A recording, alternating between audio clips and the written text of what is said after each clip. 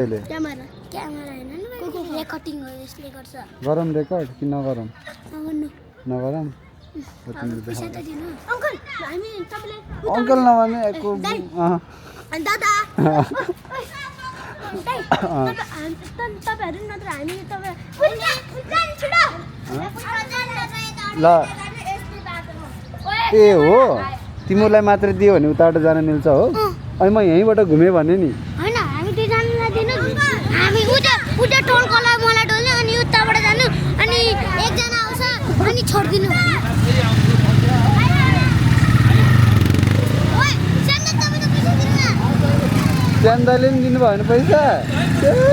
चन्दले पनि काममा लाग्नु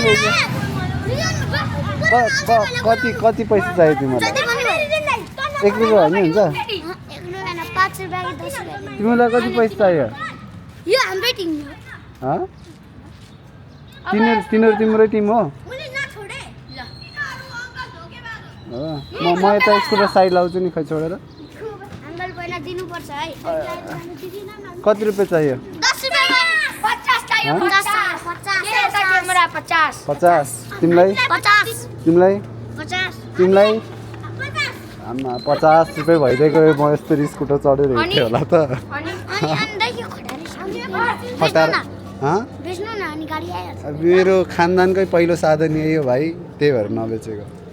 अंकल दिनु न त पैसा अंकल नभन न अंकल भन्ने दिनुस् न किन भिडियो बनाइराको म राख्नलाई तिमीलाई म भाइरल बनाइदिन्छु भाइरल बनाइदिनु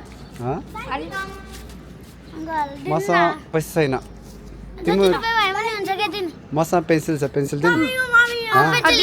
पेन्सिल दिनु 1 2 3 4 कस्तो नाइ के भयो पेन्सिल दिन न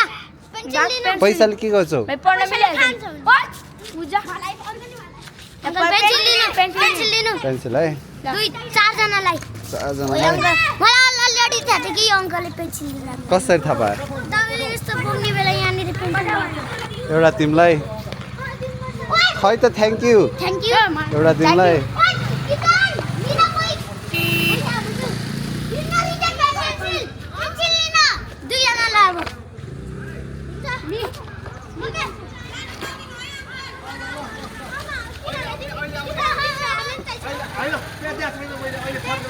कहाँ बाइक आइरहेछ के भन्नुपर्छ पैसा चाहिँ वेलकम म जाम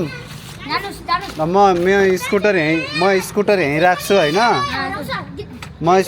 राख्छु होइन म अरूलाई नि पेन्सिल बाँडेर आउँछु मेरो स्कुटर चाहिँ हेरिदेऊ मेरो पेन्सिल यो पन्जा नि यहीँ छ है ल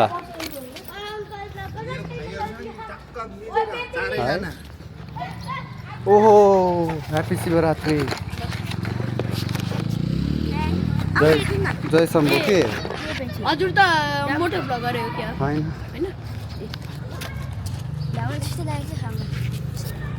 धन्यवाद वेलकम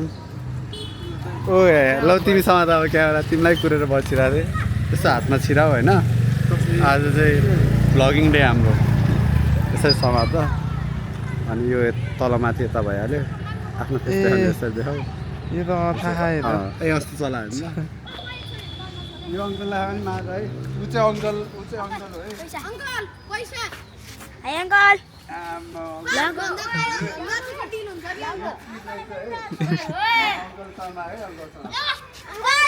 हेलो पैसा दिएर म hello welcome to my channel तर ब्लर हुने रहेछ दाइ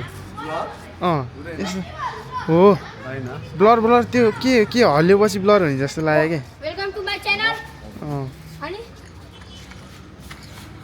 एनो अंकल भिखारीले दान दिइराखा